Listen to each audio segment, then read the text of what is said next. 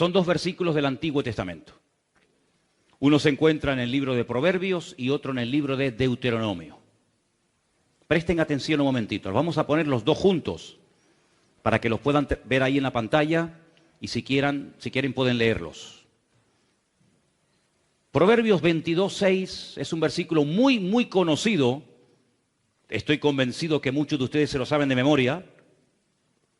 Y dice así: instruye al niño en su camino, y aun cuando fuere viejo, no se apartará de él.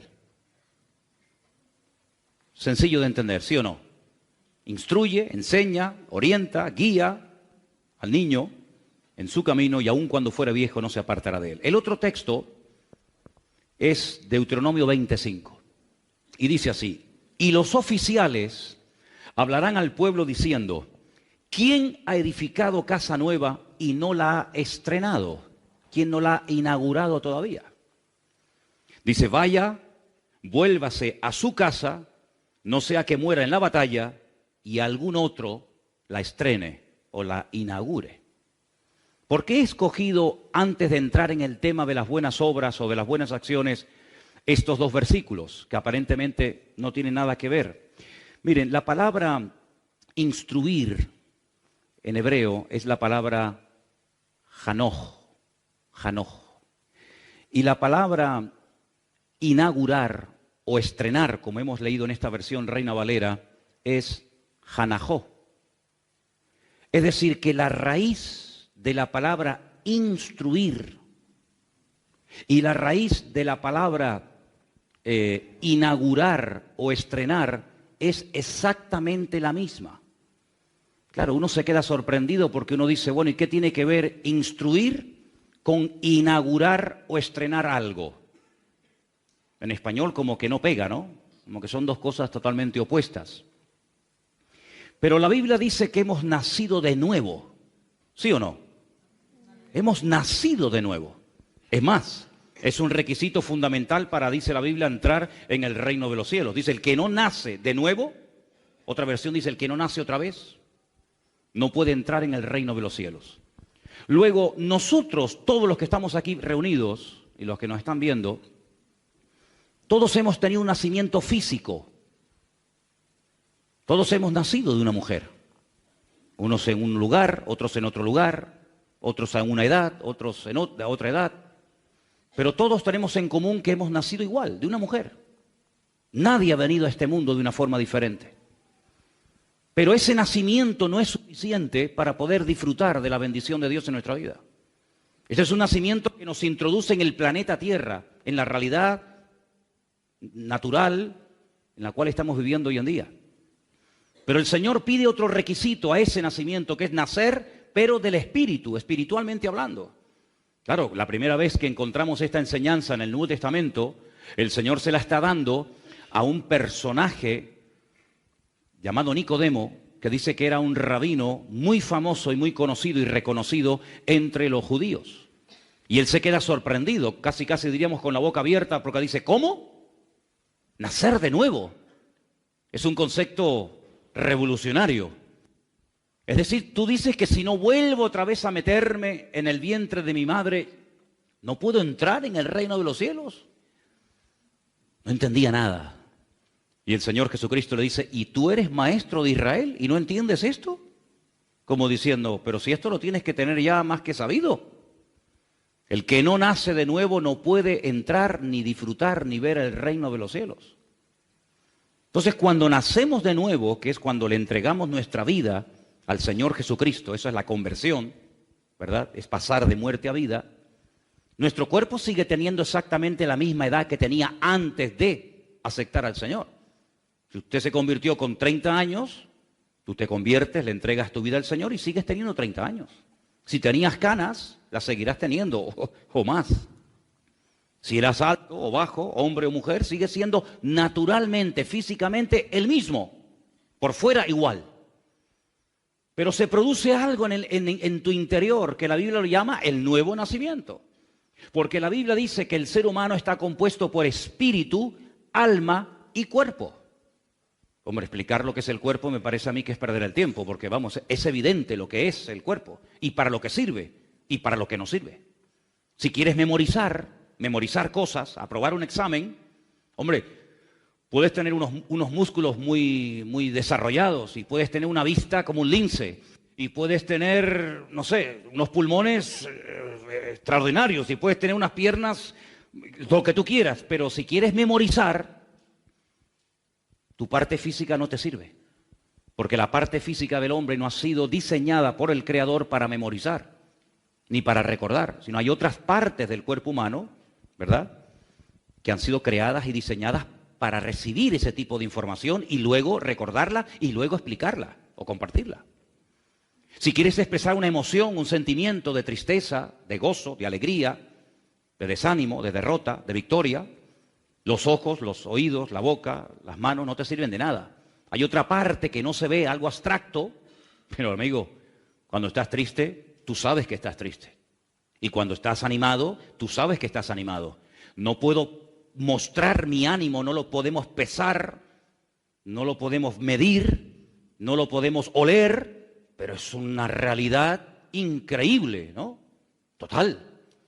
Luego hay muchas partes del ser humano que son tan reales como las visibles, que no se pueden ver, pero son reales. Los recuerdos son reales. Podemos recordar muchas cosas, podemos memorizar otras, podemos incluso darle rienda suelta a nuestra imaginación. Y nadie, el que está a tu lado, ni se entera lo que estás pensando o lo que te estás imaginando. Los sueños son a veces tan reales como la vida misma.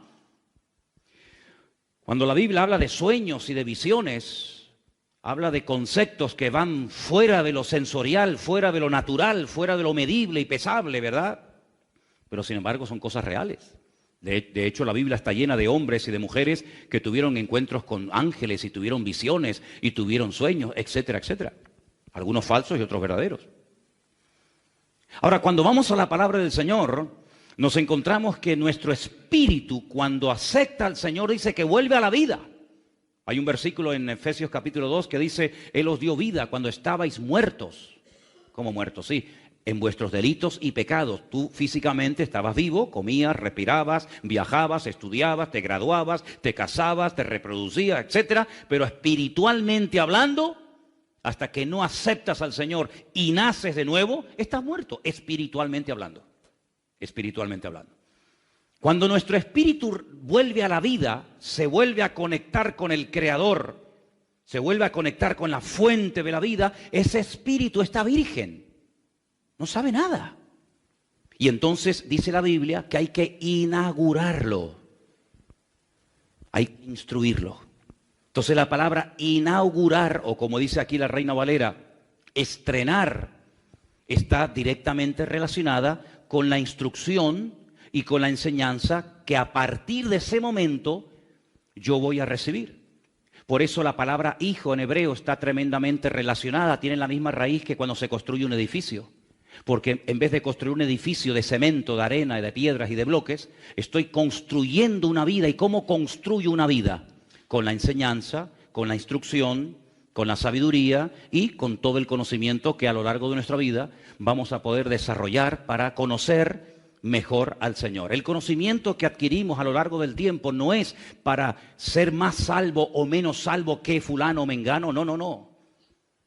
Sino que el conocimiento me ayuda a conocer a mi Dios, a saber lo que le gusta y lo que no le gusta. Es como cuando te casas con una persona, puedes conocer mucho de él o de ella, pero realmente hasta que no convives, no te das cuenta realmente cómo es la realidad de esa persona. Cuando tú naces de nuevo, tú has conocido un aspecto de la naturaleza, de la esencia de Dios, como es el amor, como es la misericordia, pero poco más conoces. Pero según vas tú abriendo tu corazón, según tú vas profundizando en la palabra, según tú te vas metiendo en la escritura, según tú te vas dejando instruir, pues entonces se van inaugurando áreas de tu vida que tú ni conocías que estaban ahí.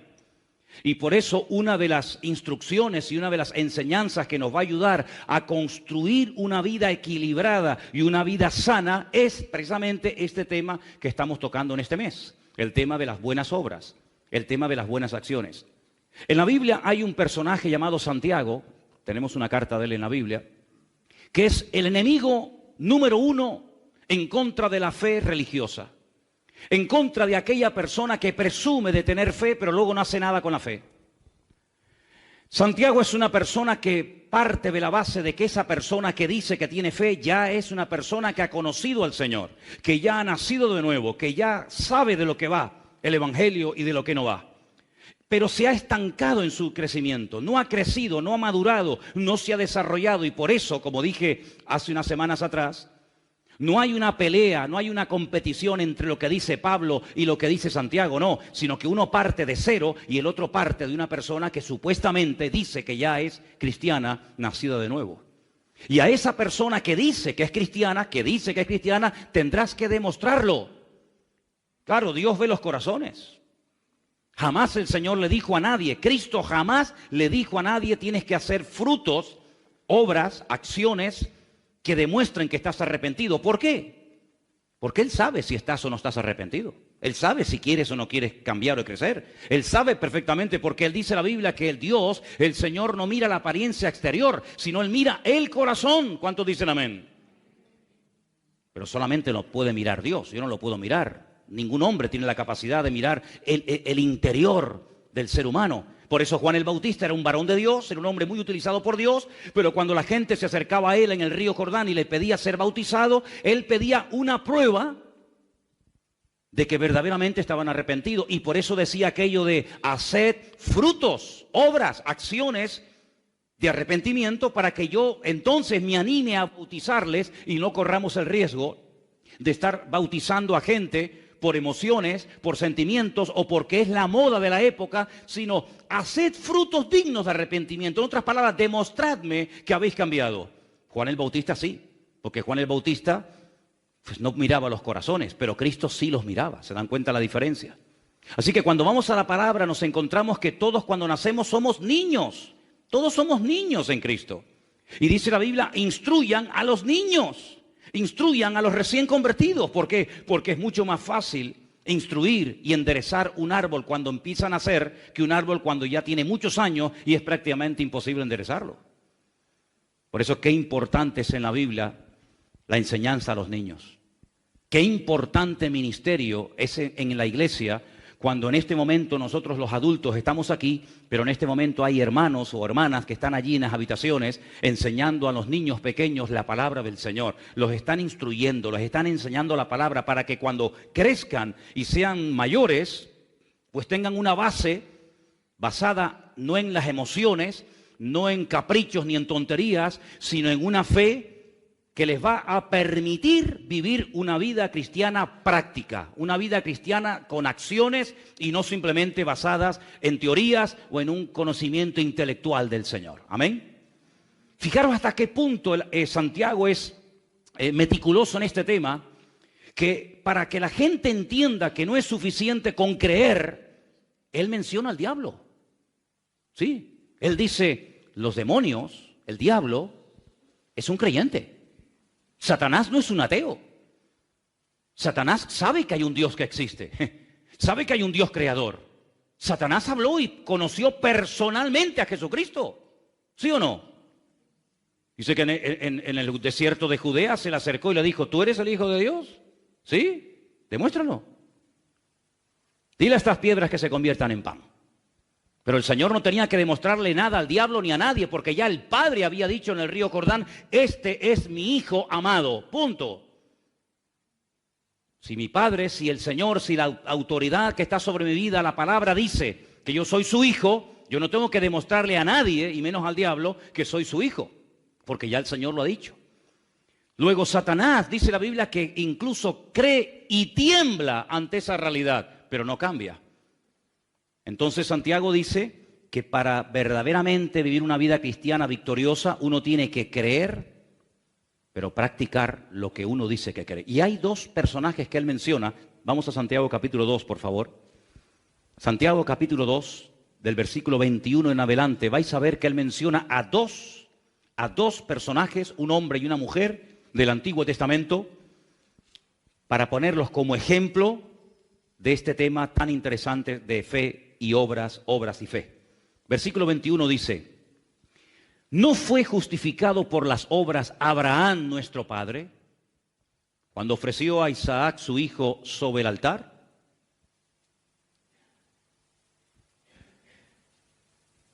Interesante la pregunta, ¿no? ¿No fue justificado por las obras? No por la fe, sino por las obras nuestro padre Abraham cuando ofreció a su hijo Isaac sobre el altar. Algunos dicen, no, pero no lo ofreció. Bueno, lo ofreció y no lo ofreció. No lo ofreció físicamente, pero en su corazón sí lo ofreció al Señor. Ya se lo había ofrecido desde que salió de Beersheba, caminando 3 días atrás. Ya él lo había sacrificado al Señor.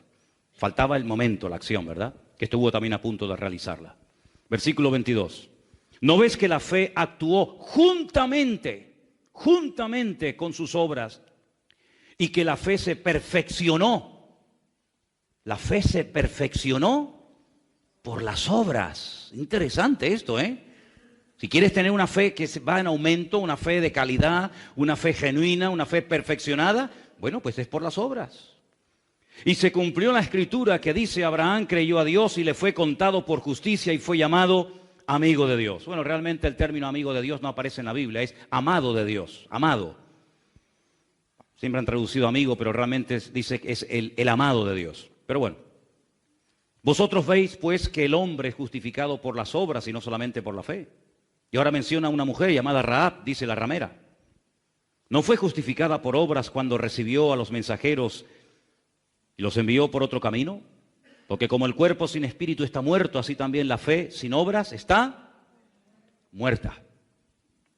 2 personajes, Abraham y Rahab, aquella mujer de la ciudad de Jericó. Decimos mucho de la fe de Abraham, sí, pero ¿cómo sabemos que tenía tanta fe? Porque el movimiento, amigos, se demuestra andando. ¿Usted tiene fe? ¿Dónde está? ¿Dónde está la fe? Son las acciones, son las buenas obras, el fruto, lo que causa una evidencia de que esa persona tiene una fe bien depositada, bien puesta en las manos del Señor. Y a Abraham le dice el Señor, sal de tu tierra. Y Abraham dice, ¿y por qué? ¿Para qué? ¿Y a dónde voy? Nunca. Dios me dice que me vaya y me voy.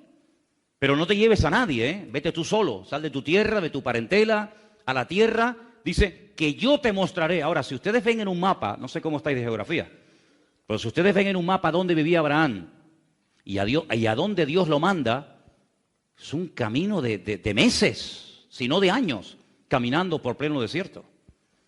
Pero es que dice la Biblia, un detalle muy significativo, dice que no sabía a dónde iba. Pero ¿cómo puede salir una persona de casa y no saber a dónde va? ¿Tenía un problema mental? ¿Tenía un problema estaba desorientado? No, es que Dios no se lo dijo. Le dijo, tú sal y yo te iré mostrando poco a poco a dónde te voy a llevar. Y Abraham salió en obediencia. Claro, para algunos esto era un disparate, para algunos esto era una locura. Cuando el hijo salía estando el padre en vida, quedaba automáticamente desheredado. Era como una falta de respeto al padre. Salgo, Dios me ha dicho que lo deje todo atrás, salgo sin saber a dónde voy.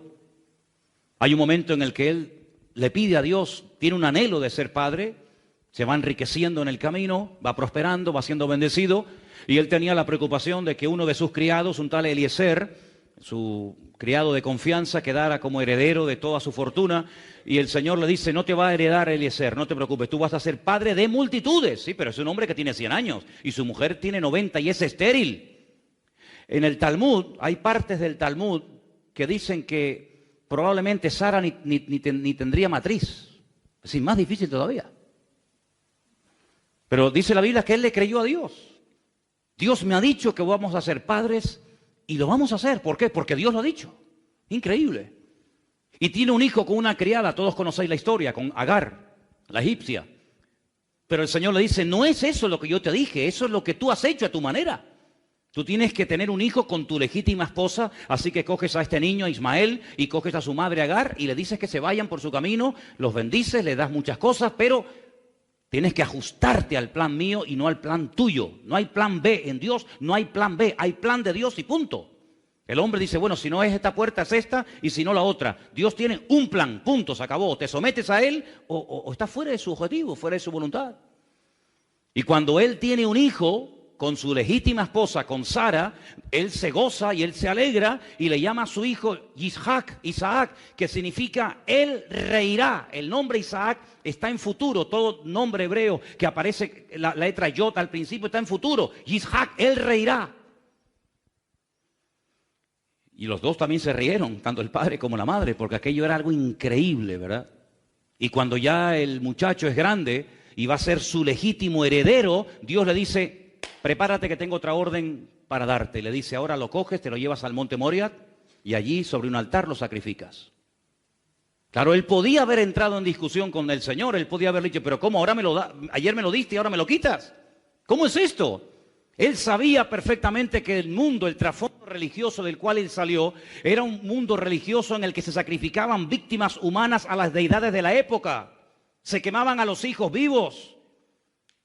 Se quemaban y se entregaban como si fueran animales a los hijos sobre altares a los dioses de la época, Milcón, Baal, Astarot, Quemos, etc. Dios nunca había pedido un sacrificio humano. Pero si Dios me lo pide, yo no voy a cuestionar a Dios. Por algo Dios me lo está pidiendo. Porque Dios tiene todo bajo su control. ¿Cuántos dicen amén? Dios no se equivoca. Dice la Biblia que Él no es injusto. Todo está perfectamente controlado por el Señor. Ni una hoja de un árbol se cae sin permiso del Señor. Y allí se va Abraham caminando 3 días. 3 días desde Beersheba hasta el monte Moriah. Y allí lo pone sobre un altar. Y el hijo le dice: padre, vas con el cuchillo, vas con el fuego, vas con la leña, veo que vas preparado, porque el hijo sabía cómo se presentaba un sacrificio al Señor. Pero ¿y el cordero dónde está la víctima? Y él le dice aquella frase tremenda, ¿no? El Señor proveerá. El Señor proveerá, siempre el Señor proveerá. ¿Cuántos dicen amén? El Señor proveerá siempre. Y vemos que el Señor probó a Abraham y Abraham pasó el examen con 10 o con 100, como en algunos países por ahí también se dice, ¿no? Por lo tanto, lo que Abraham hacía era la evidencia de que era un hombre de fe. ¿Se imaginan ustedes que Dios le diga: sal de Ur de los Caldeos? Y dice: no, pero es un hombre que tiene mucha fe, pero no le sirve de nada, es un desobediente. ¿Te imaginas que el Señor le haya dicho: vas a ser padre? Y él dice: no lo creo. Pero bueno, es decir, no hay una contradicción entre las palabras y las acciones de Abraham. Es como una moneda, hermano. No hay una moneda con una sola cara. Las monedas tienen 2 caras.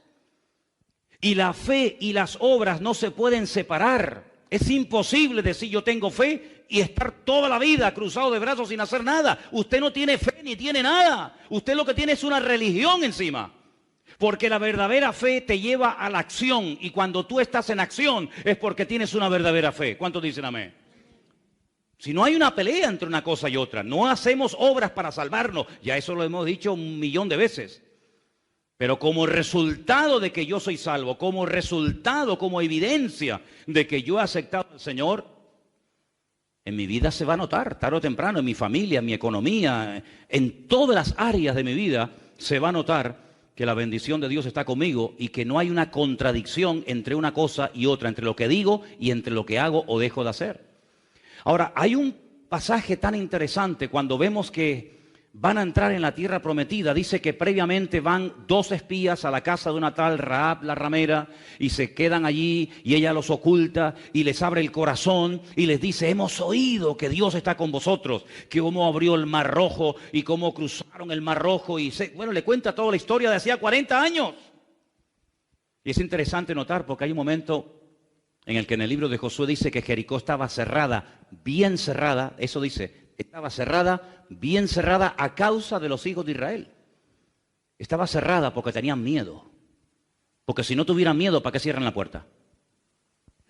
Si no tuvieran miedo, ¿para qué levantaron una doble muralla? Había un círculo concéntrico, una muralla por fuera y otra muralla por dentro. ¿Para qué tanta seguridad? ¿Para qué tanta protección? Porque tienen miedo. Porque saben que los hijos de Israel están fuera y que el Señor ha dicho que les va a entregar aquella tierra.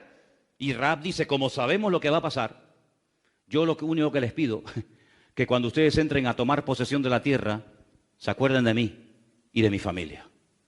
Y estos hombres le dicen: si tú no te chivas, si tú no le cuentas al rey que hemos estado aquí y que vamos a atacar la ciudad, pues nosotros salvaremos tu vida. Pero tienes que estar dentro de la casa el día que entremos a la ciudad, ¿eh? No puedes estar por ahí de belingo, no puedes estar por ahí de risitas y de fiesta. Tienes que estar dentro de la casa, tú y todos los que se quieran salvar. Tienen que aprender a estar unidos, esperando en el mismo sitio. Y para que sepamos dónde vives, toma este trapo de cordón rojo, lo atas ahí en la ventana, y yo ya diré a mis soldados que cuando entren a tomar posesión de la tierra, toda la gente que esté dentro de esa casa donde está atada ese trapo de color rojo, que les perdonen la vida. Y así fue. Dice la Biblia que ella vivía, dice la Biblia, vean esos detalles, entre muro y muro.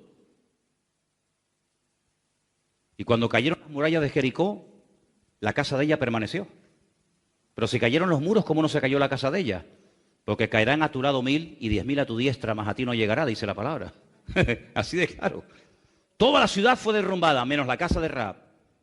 Sale de la ciudad, se casa con uno de los espías, llamado Salmón, tiene un hijo extraordinario, maravilloso, que cambió el rumbo de la historia de Israel, se llamó Booz, que fue el que se casó después con Ruth, la moabita, la del libro de Ruth, y de ahí viene David, y de ahí viene Jesucristo, una historia increíble. ¿Por qué? Porque fue una mujer de fe. ¿Cómo sabemos que Rahab tenía fe? ¿Por lo que dijo? Hombre, por lo que dijo se nota que tenía fe, pero más por sus acciones que por sus dichos. Porque había mucha gente en Jericó que sabía que Jericó iba a ser atacada, pero no hicieron nada, no se convirtieron, no se rindieron, no abrieron las puertas y dijeron, reconocemos que esta tierra, vuestro Dios, os la ha dado a vosotros. Y nosotros queremos, digamos, llevarnos bien o de alguna manera solucionar este problema. No, lo sabían, pero no actuaban en consecuencia. Cuando una persona sabe la palabra y no hace cambios para amoldarse a la palabra, dice que es peor que aquellos que no creen. Porque ¿qué excusa le va a presentar una persona que sabe lo que tiene que hacer y no lo está haciendo? Bueno, hay un versículo que hemos citado muchas veces, ¿verdad? Que dice que el que sabe hacer lo bueno y no lo hace, ¿qué? Está pecando, exactamente igual. Si usted sabe que hay que orar y usted no está orando, usted está pecando, hermano. No, pero es que yo no me estoy emborrachando, me faltaría más. Es que yo no estoy drogándome, yo no estoy robando, pero es que ¿acaso solamente se peca cuando uno roba y cuando uno mata y cuando...? No, no, es que hay muchas formas de pecar. No solamente por lo que hacemos de acción, sino por lo que no hacemos, por omisión. Por lo tanto, cuando sabemos que algo hay que hacerlo y no lo estamos haciendo, perdóneme, eso aquí, en Venezuela, en Miami, en Colombia y en Pernambuco... Eso se llama desobediencia pura y dura, ¿sí o no? Si yo sé que tengo que hacer algo, yo tengo que pedirle perdón, yo tengo que hablarle a esa persona que me ha ofendido, yo tengo que hacer cambios en mi vida, yo tengo que, y lo sé, pero no lo hago, pues mira, pues, ¿pero lo has intentado? No, tampoco. Pues entonces, querido, me parece que ni la teoría la has aprendido, ni la teoría. Por eso no hay práctica. Entonces vemos que estos dos personajes, Abraham y Rahab, eran personas que por lo que hicieron, oye, era evidente que eran personas que tenían fe. Yo creo que uno de los seres creados que más fe tiene, no se escandalicen por lo que voy a decir, pero yo creo que uno de los seres creados que más fe tiene se llama Satanás. Porque no duda en ningún momento de la existencia de Dios.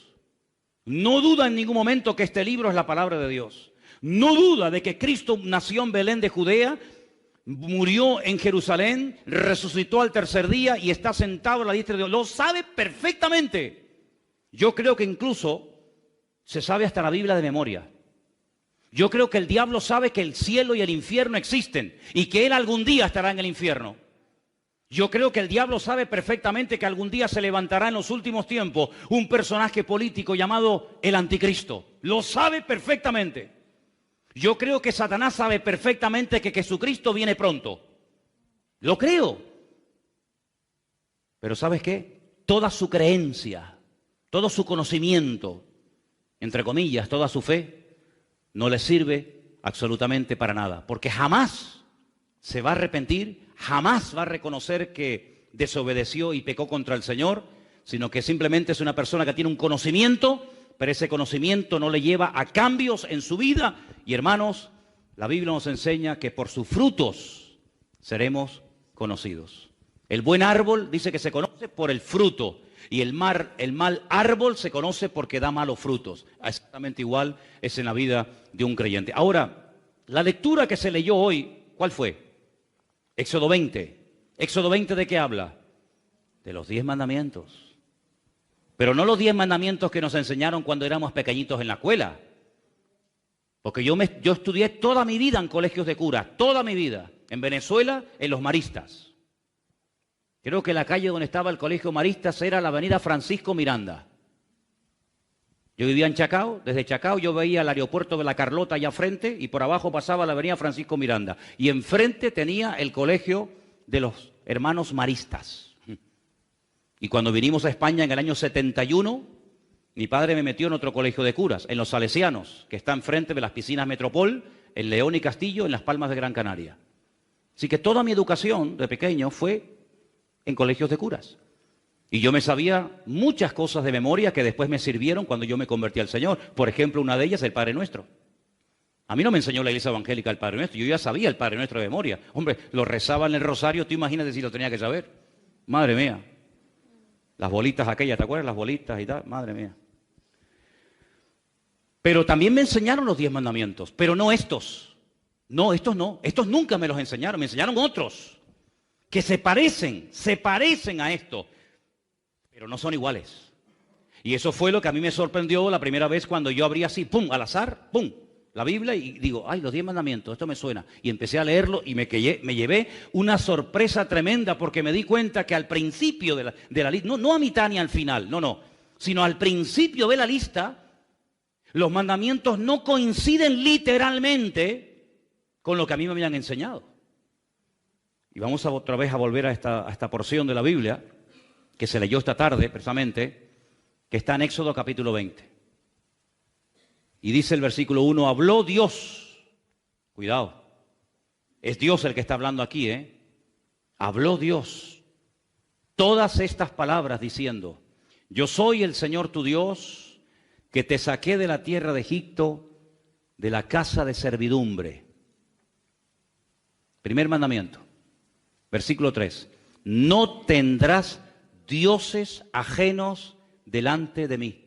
Fíjate, me llama la atención la palabra ajenos. No se toca lo ajeno, no se puede desear lo ajeno. En este caso, no tendrás dioses ajenos. No tienes nada que ver con esos dioses. No te harás imagen, ni ninguna semejanza de lo que está arriba en el cielo, ni abajo en la tierra, ni en las aguas debajo de la tierra. No te inclinarás a ellas, ni las honrarás, porque yo soy el Señor tu Dios, fuerte, celoso, que visito la maldad de los padres sobre los hijos hasta la tercera y cuarta generación de los que me aborrecen. Yo esto, hasta los 17 años, nunca lo había leído en mi vida. Nunca. Jamás. Los otros sí. Los otros ya más o menos los conocía. Pero hasta que yo abrí una Biblia por primera vez en mi vida a los 17 años de edad, yo esto no lo había leído ni oído en mi vida. Eso de que yo no me puedo postrar ante imágenes, que no puedo hacer imágenes, que no puedo honrarlas, es que era todo lo contrario a lo que yo practicaba. Y no es que fuera muy devoto, pero es que, amigo, lo hacías o lo hacías. Y cuando yo llegué a la palabra de Dios me encontré con este dilema. ¿Esto qué es?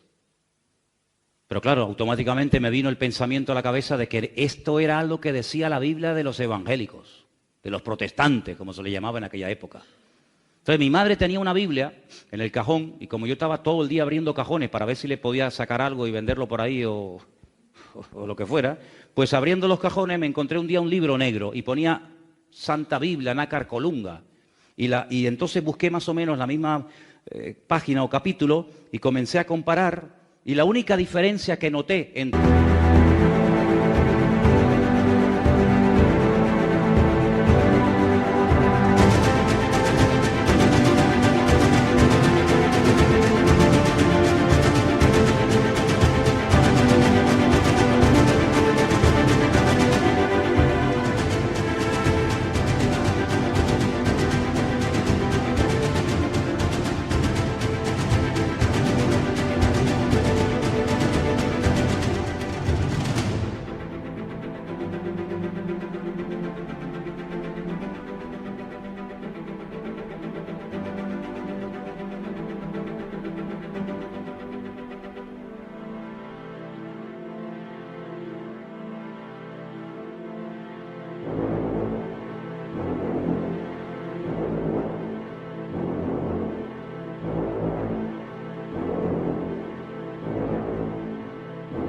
entre la Biblia que yo llamaba católica y la Biblia que me habían regalado en una iglesia evangélica es que en esta pone la palabra Jehová y en esta ponía Yahvé.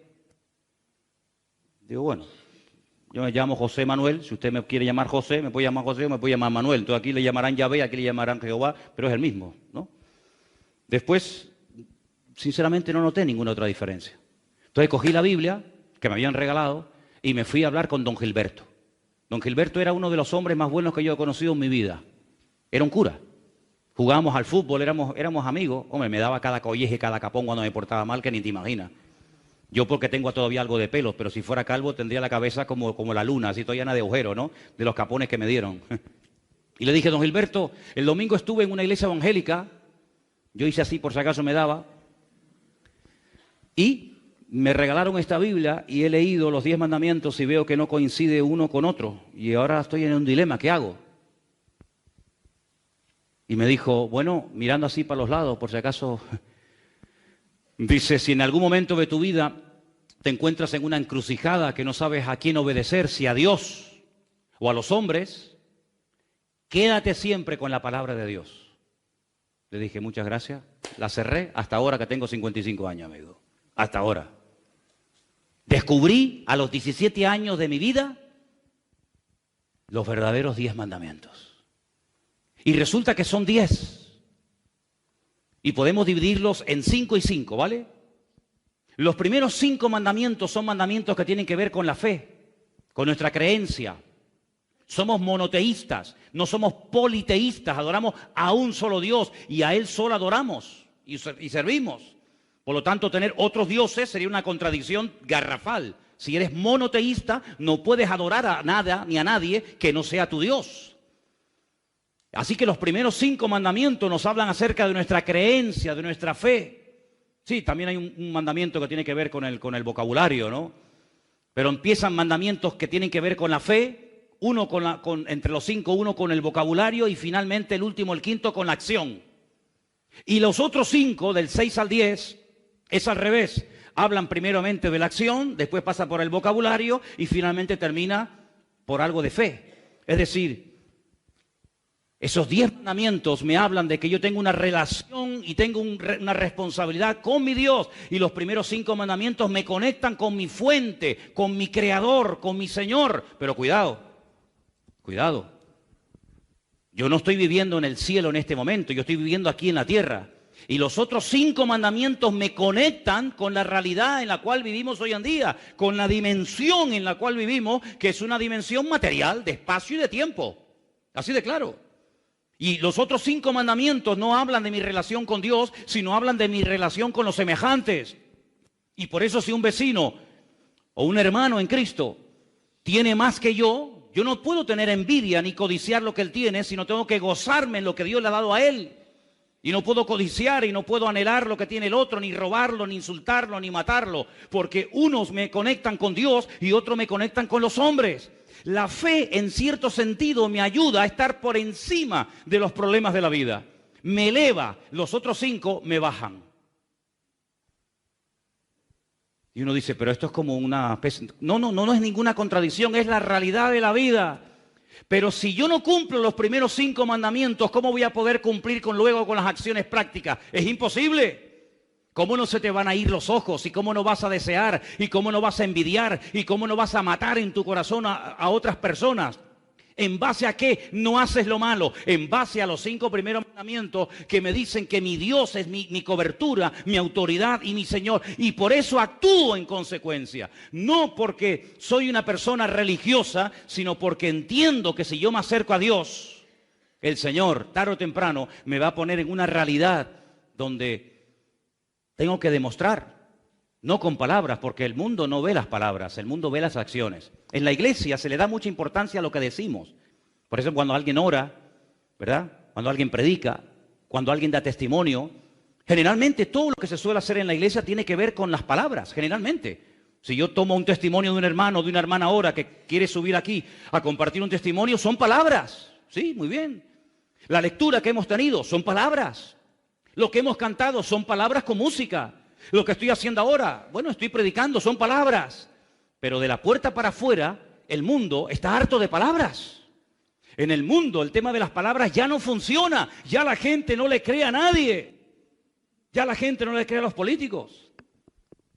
Ya la gente ha perdido la fe en las palabras, porque han sido tantas veces engañados que ya la gente perdió la fe en las palabras. Ahora, allá afuera, podríamos decir que allá afuera, los otros 5 mandamientos del 6 al 10 me vienen de perla porque es la vida práctica. Y de la puerta para adentro es la vida, entre comillas, teórica, donde aquí todos somos buenos, pero donde hay que demostrar que somos buenos y creyentes, no aquí adentro, sino es allá afuera. ¿Cuántos dicen amén?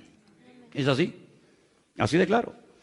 Y por eso en los 10 mandamientos encontramos estas 2 caras de la moneda y encontramos cómo el Señor me permite acercarme a Él, pero acercarme a Él ¿para qué? ¿Para que me vaya bien en la vida? Bueno, sí, pero no solamente para que me vaya bien en la vida, sino para poder vivir en victoria bajo la presión en la que nos encontramos diariamente, unos más y otros menos, pero es la realidad en la cual vivimos nosotros hoy en día. La petición que les pedí el otro día referente al local, ¿os acordáis? ¿Sí o no? Eso es estar bajo presión. Eso es una presión sobre uno tremenda. Pero hoy tengo una noticia buenísima que compartirles.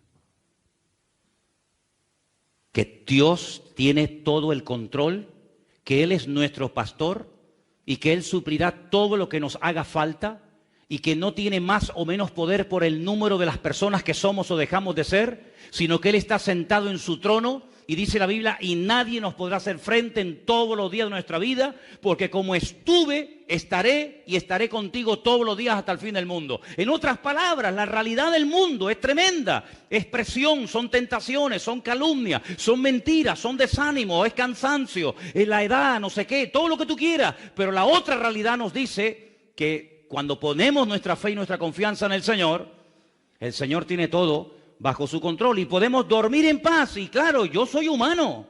¿O no sabían que yo soy humano? Bueno, después les dejo que me toque un poquito, sin pasarse. Soy humano y a veces me entran miedos.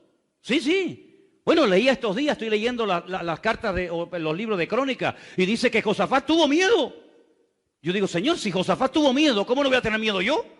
Y David tuvo miedo y David dijo, me voy a vivir con los filisteos porque este hombre es tan malo que un día me va a terminar matando. Si David tuvo miedo, si el Señor estuvo triste hasta la muerte y pidió oración, ¿cómo no voy a estar yo en un momento determinado triste o preocupado o decir, Dios mío, ¿qué va a pasar? Y esto y lo otro. Pero gloria al Señor, que el Señor, aquel que dijo orar por mí y que estuvo triste, se metió en el huerto de Getsemaní, oró y cuando vinieron a buscarlo no salió corriendo como las ratas, sino dijo, yo soy. Porque el Señor está fortalecido en la comunión con el Padre, igual nos ocurre, exactamente igual a cada uno de nosotros. Pero el tener temor, el tener miedo, pero vamos a ver, pero si es que es lógico. Y además, en cierto sentido, el Señor en estas circunstancias y en otras, nos hace sentir nuestras debilidades, pero dice la Biblia, diga al débil, fuerte soy en el Señor. Así que yo creo, aunque tal vez no lo veamos claro y no lo entendamos ahora, que estamos a punto de ver el milagro más grande en nuestros 15 años de historia como iglesia. De verdad lo creo. De todas maneras, aquí en la esquina hay una plaza maravillosa que para hacer cultos al aire libre está de perlas, ¿eh? Ya fui a medirla, ya medí cuántas sillas caben. Pero quiero decir con esto, hermano, que todo está bajo el control del Señor. Y que no tenemos que tener miedo. Y me lo estoy predicando a mí mismo porque he tenido miedo. ¿Qué quieres que te diga? He tenido miedo. Pero el Señor le dice, no temas, yo estoy contigo, yo te ayudo y yo te sustentaré siempre. Gloria a Dios, ¿verdad? Y bueno, es así. Ahora, lo que me llama mucho la atención de estos mandamientos, ¿cuántos aquí han leído alguna vez el libro de la historia de Robinson Crusoe? Yo creo que ha sido, después de la Biblia, el libro que más he leído en toda mi vida. Es una novela que se escribió en el año 1719. Como a mí me gusta tanto esto de la supervivencia, la aventura y subirme a árboles y cortar así el cuello de animales, y me gusta todo esto, pues el libro de Robinson Crusoe, que era así un tocho así de gordo, pero yo además lo tenía en cómics, lo tenía en dibujitos, yo era un enamorado de Robinson Crusoe. ¿Cómo se llamaba el esclavo? Viernes, sí señor. 28 años estuvo Robinson Crusoe, el barco naufragó, él llegó a la orilla, llegó a una isla de caníbales y el hombre estuvo allí 28 años. Y era un libro que a mí me volvía loco y lo terminaba de leer y volvía otra vez y cómo cazaba y cómo tal.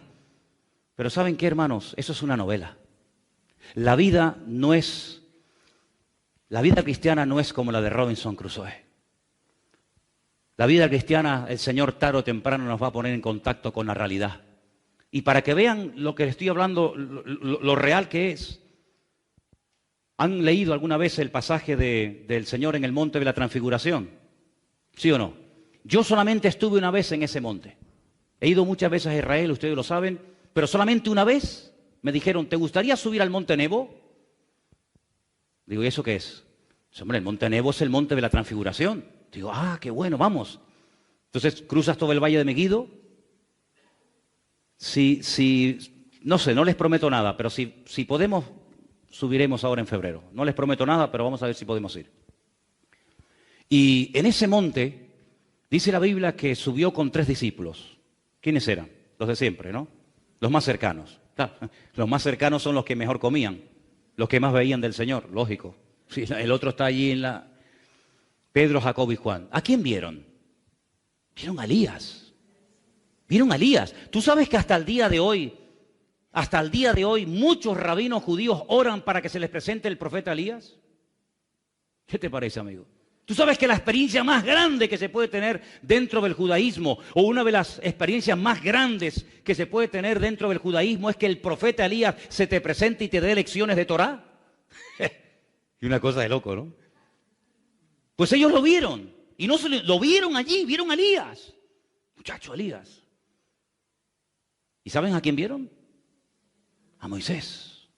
¿Sabes que cuando un judío menciona el nombre Moshe, dice Moshe Rabenu?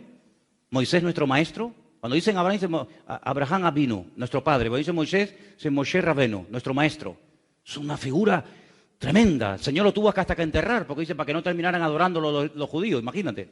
Pues lo vieron a los dos, a Elías y a Moisés. Y vieron al Señor de una forma, se transfiguró. Es como cuando un gusano se hace la metamorfosis y se convierte en mariposa. Vieron al Señor de una forma diferente. Dijeron, Señor, esto es la gloria. Es como si ya hubiéramos llegado a la gloria. Y Pedro le dijo al Señor, Señor, vamos a hacer unas casitas. Es que Pedro es mucho, ¿eh? Pedro es mucho, ¿eh? Llegamos al cielo y vamos a hacer una casita. Entonces, ¿para qué llegamos al cielo? Vamos a hacer unas casitas. No, pero fíjate lo que dice. Dice, una para ti, otra... Se olvidó de los hermanos y todo. ¿A mí qué me da? Y el Señor dice, no, fuera. Cuando bajan de la montaña con aquella experiencia que Pedro cuando es anciano la comenta en una de sus epístolas, dice, nosotros le vimos en el monte y oímos la voz santa y tal.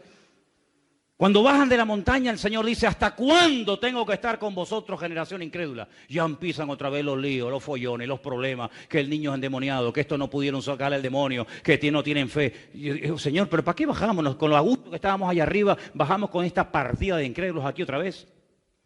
Esos son los 10 mandamientos. Es estar conectado a la fuente para poder soportar en el valle lo que el Señor permita que te venga. ¿Por qué soportamos en el valle? Porque hemos estado previamente en el monte en la presencia del Señor. Porque si no estás en la presencia del Señor no aguantamos ni un minuto la presión. Pero el creyente y más nosotros en esta recta final.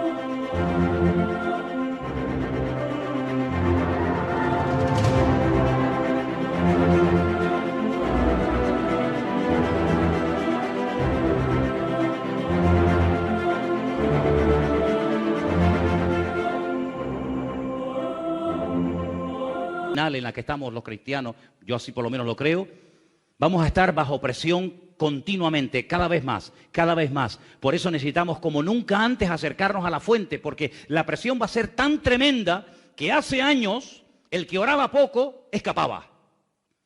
El que se congregaba poco escapaba.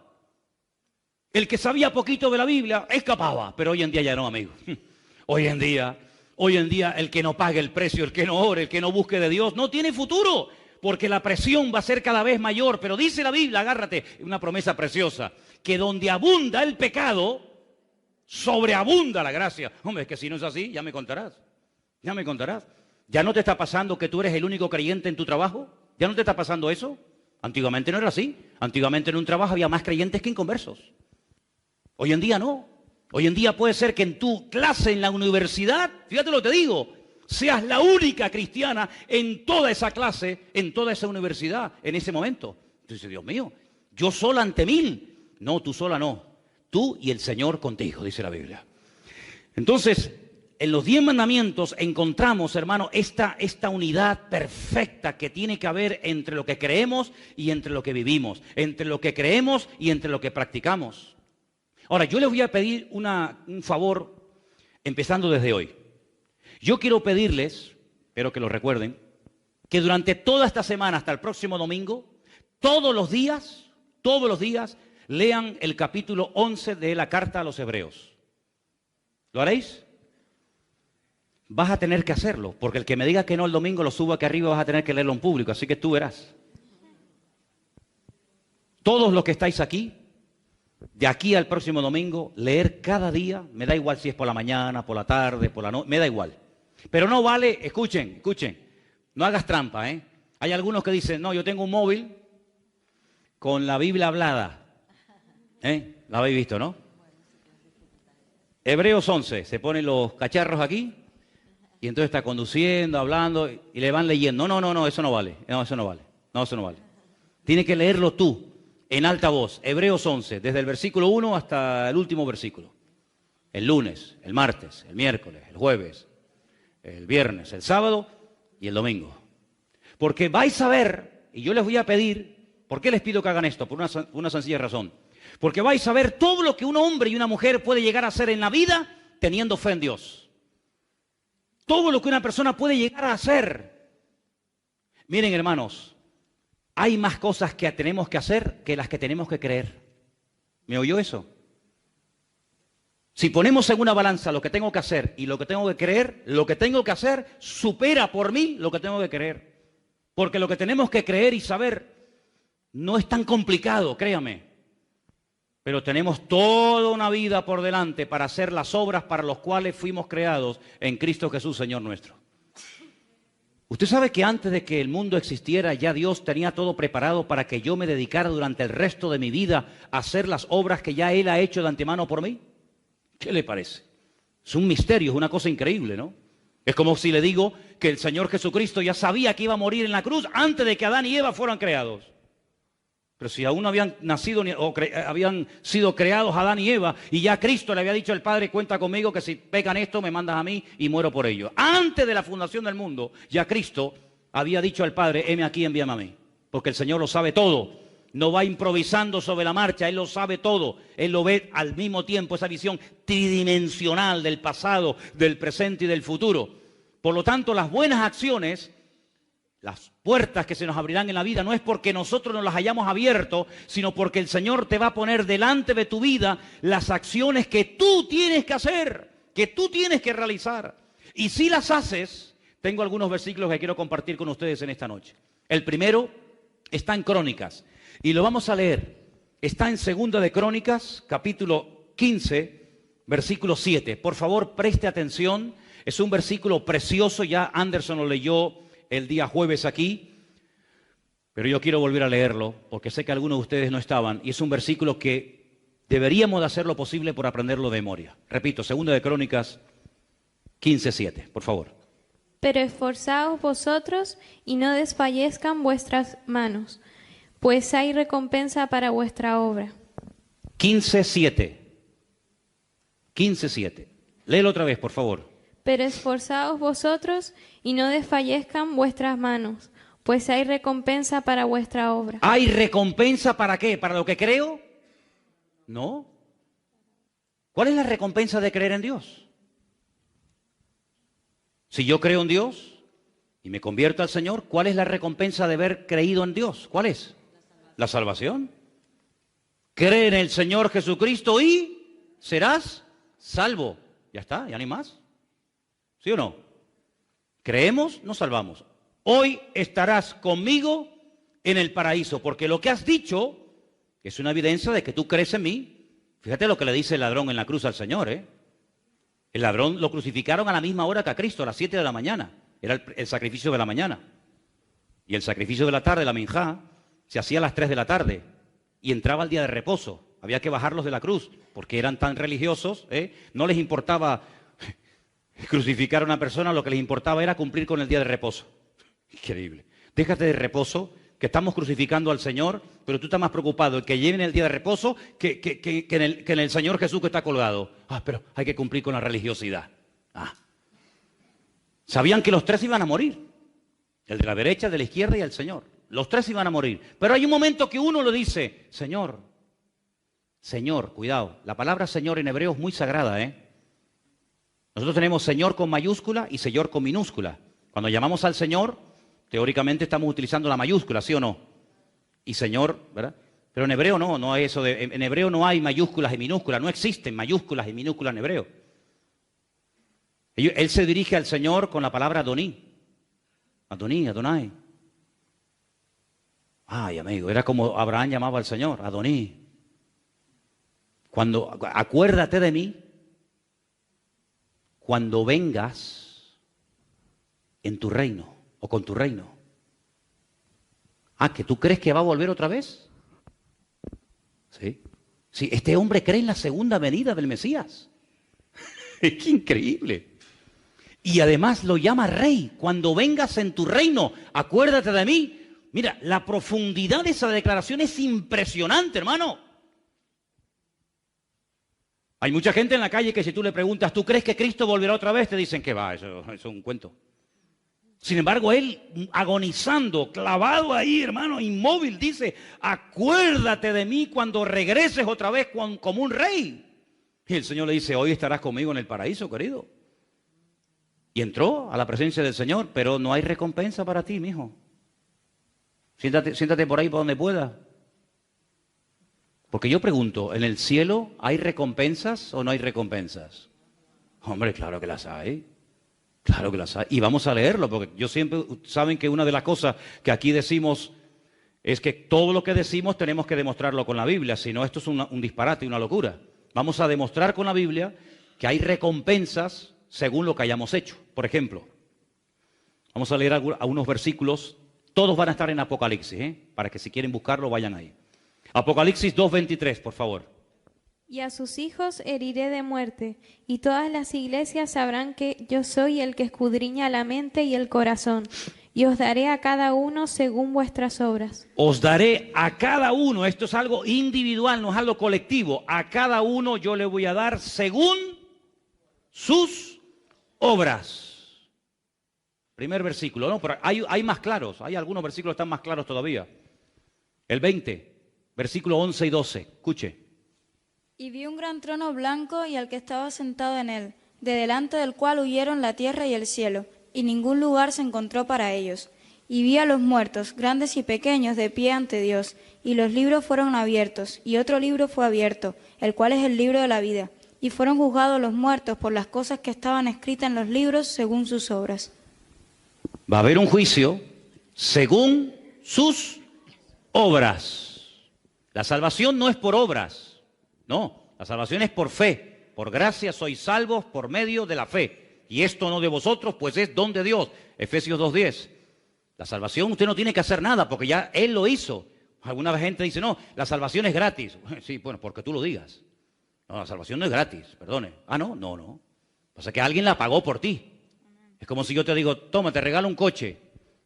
Ay, mira, el coche no vale nada. No, ¿cómo que no? El coche lo pagué yo. Yo lo pagué y te lo regalo.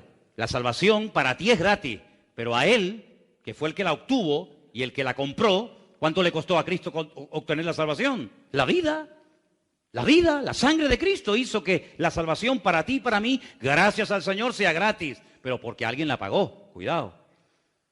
Pero las recompensas es según lo que haya hecho cada uno.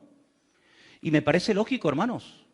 No puede tener la misma recompensa un hermano, con todo mi respeto, que ha estado en la iglesia toda la vida cruzado de brazos, que no ha hecho nada, que un mártir que ha estado torturado hasta la muerte, quemándolo y pinchándolo y torturándolo, y que ha dado su vida por la causa del Evangelio. Sería una injusticia, créanme. Creo que sería una auténtica injusticia que una persona que no ha querido hacer nada, sino que simplemente se ha acomodado y conformado con su salvación y nada más, merezca o obtenga la misma recompensa que una persona que ha dado su vida, toda la vida sirviendo y honrando al Señor. La pregunta mía es, ¿cuántos tronos habrá en el cielo? ¿Usted tendrá un trono en el cielo? ¿Usted tendrá un trono en el cielo? Yo no. No sé si alguno de ustedes. En el cielo habrá 12 tronos para los 12 apóstoles del Cordero y dice que habrá para los 12 ancianos, total 24. Así que cuando lleguemos al cielo, Pedro tendrá su trono y Pablo tendrá su trono y Tomás tendrá su trono y el otro tendrá su trono. Pero ¿y entonces yo dónde me siento? El Señor dice, al que venciere, le dejaré que se siente conmigo en mi trono. ¿Te das cuenta? Pedro, toma tu trono, Tomás, tu trono. Y yo le voy a decir a Pedro, yo en el trono sentado con el Señor. Si te quieres sentar conmigo, siéntate. Pero los tronos no son para nosotros, ¿eh? Los tronos son para ellos. Y lo dice la Biblia, así de claro. Luego en el cielo habrá distintos niveles y recompensas, claro que sí, por supuesto. El 22:12, ¿lo puedes leer también, por favor? Es el último. He aquí yo vengo pronto y mi galardón conmigo, para recompensar a cada uno según sus obras. Para recompensar a cada uno, ¿en base a qué? ¿En base a qué? Tú me caes bien, tú me caes mal. Es como en los ayuntamientos, ¿no? Metió al cuñado, metió al primo, metió al amiguete. Claro, no, pero en el cielo no existen esos colegas, sino que el Señor va a recompensar a cada uno según lo que haya hecho. La pregunta es lo siguiente. Usted ha nacido de nuevo, usted ha aceptado al Señor, gloria a Dios, estupendo. Ahora usted tiene que enseñarle a su ser interior, usted tiene que enseñarle, disciplinar a su alma, disciplinar a su vida interior, a que no se le puede dar todo lo que pide como niño caprichoso, porque dice que el niño consentido avergonzará a su padre y a su madre, ¿verdad? Y una vida interior desordenada es una vida que va a producirle vergüenza al maestro, vergüenza al Señor. Pero si en vez de ese niño consentido, a ese niño, a ese ser interior, lo instruimos en la palabra, cuando sea viejo, cuando crezca, cuando madure, podrá hablar como Pablo que dijo, cuando yo era niño, yo hablaba como un niño. Y me comportaba como un niño. Y vivía y juzgaba la vida como un niño. Mas cuando ya fui hombre, dejé lo que era de niño. Primera de Corintios capítulo 13. Entonces el niño consentido, el niño malcriado, no se le puede pedir que se comporte bien porque no ha sido instruido. Es un salvajito. Pero al niño que se le ha instruido, esa persona puede dar fruto para la honra y para la gloria del Señor. Y entonces, como yo dije el otro día, en mi caso, no digo que sea el caso de todos ustedes, aunque en algunos casos más que yo todavía, a mí me queda menos vida de la que he vivido. Hombre, ya me gustaría a mí que me queden 55 años de vida. Yo firmaba ahora mismo, tal y como estoy. Cuidado. Hombre, llegar a los 100 años tal y como estoy, ¿quién no quiere firmar ahora, amigo? ¿Vale? Por lo tanto, por una regla de 3, a mí me tiene que quedar menos vida de la que ya he vivido. ¿Vale? Porque la Biblia incluso dice hasta en cuánta edad se ha comprometido el Señor a darle a una persona. Y si pasa de esa edad ya es por misericordia. Eso lo dice la Biblia. Por lo tanto, si nos queda a muchos de nosotros menos de lo que hemos vivido, eso quiere decir de que nos queda menos tiempo para terminar de hacer la obra de los años que ya hemos vivido. Por lo tanto, hermano, hay que ponerse las pilas. Porque a lo mejor nos quedan un par de cortados a algunos de nosotros. Y yo quiero que el Señor me encuentre activo en su obra cuando Él venga a buscarme. Porque para mí es la mejor vida estar activo en las cosas del Señor. Ya no quedan Biblias, ¿no? ¿Quedan algunas? Hay que repartirlas hoy. Hay que repartirlas hoy, Margarita, porque nos queda poco tiempo. ¿Folletos quedan? No. Hay que comprar folletos rápido. Chicos, hay que comprar folletos. Rápido, nos queda poco tiempo. Hermanos queridos, la fe sin obras está muerta. Entonces, quiero terminar diciendo una palabra para toda la iglesia en esta noche. Si usted y yo, con la edad que tenemos ahora mismo, estamos todavía vivos, es porque el Señor sabe que todavía lo que teníamos que haber hecho aún no lo hemos hecho. Cuando terminemos nuestra función en la tierra, el Señor dirá: buen siervo fiel, sobre lo poco has sido fiel, sobre lo mucho te pondré, entra en el gozo de tu Señor. Por lo tanto, ¿no te das cuenta de que la vida misma es una evidencia de que todavía queda camino por recorrer?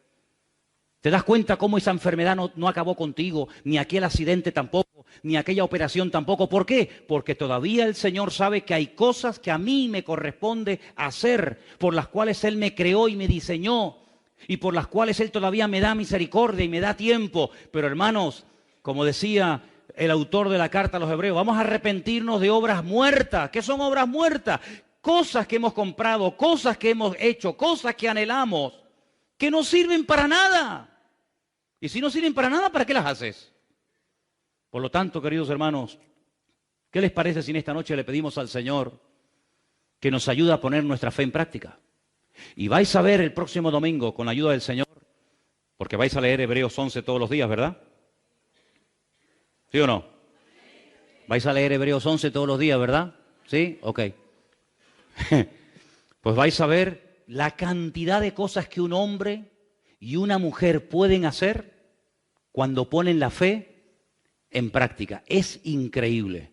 Y el capítulo termina, les doy ahí un datito ahí como dato, dice: y si tuviera que hablar de lo que hizo David, de lo que hizo Barak, de lo que hizo Jefté, dice, bueno, el capítulo 11 de Hebreos sería un capítulo interminable, sería un capítulo enorme, porque hay muchas cosas que tú y yo podemos y debemos de hacer con la fe que el Señor nos ha dado.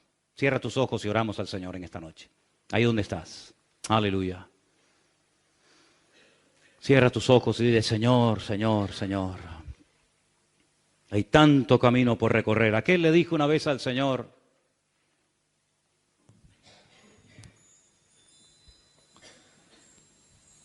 le dijo una vez un profeta al Señor: Señor, quítame la vida, me siento solo, incomprendido. Sin embargo, el Señor le dijo al profeta Elías: mucho camino te queda por recorrer. Todavía te queda camino en la vida que hacer. Así que, hermanos queridos, aún nos queda camino por recorrer. Pidámosle al Señor que podamos recorrer juntos, si Él lo quiere, ese camino, y que mutuamente nos ayudemos para que al final podamos decir: Señor, acabé con la obra. Cuando quieras, apaga la lámpara y pasa la página. Pero hermano, cuando se corre en una carrera de relevos, el que corre con el palito, con el relevo en la mano, se lo tiene que dar a otro, si no, ¿para qué corre? Yo ya he hecho mi parte, ahora le paso el relevo a otro, y ese otro a otro, y ese otro a otro, y ese testigo se viene pasando de generación en generación desde que nació la iglesia del Señor. Desde que comenzó a predicarse el Evangelio de la Gracia, generación tras generación ha ido pasando el testigo y la responsabilidad del Evangelio a la siguiente generación. Pero ¿quién sabe si en este momento somos una de las últimas o la última generación de creyentes sobre este planeta Tierra? Amados, pidámosle al Señor correr con paciencia la carrera que tenemos por delante, despojándonos de todo peso, del pecado que nos asedia, y pidiéndole al Señor gracia y fortaleza para que podamos, con su ayuda y con su bendición, terminar la carrera con la bendición de Dios. Aleluya. Te damos gracias en esta noche por tu bendita palabra, Señor. Te damos gracias, Señor, porque sabemos que tú cuentas con nosotros.